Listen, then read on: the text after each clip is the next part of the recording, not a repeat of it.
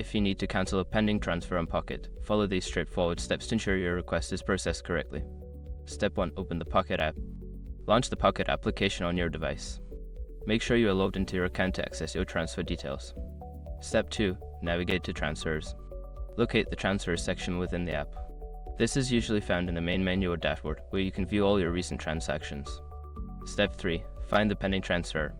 Secure your accounts before moving on.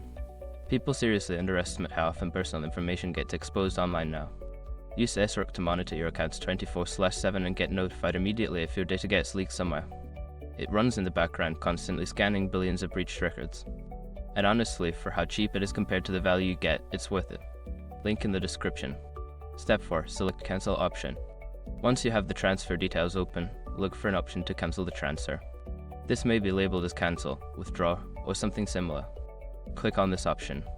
Step 5. Confirm cancellation.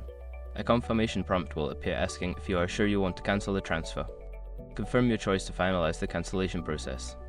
After completing these steps, your pending transfer should be successfully cancelled. If you encounter any issues, consider reaching out to Pocket's customer support for assistance.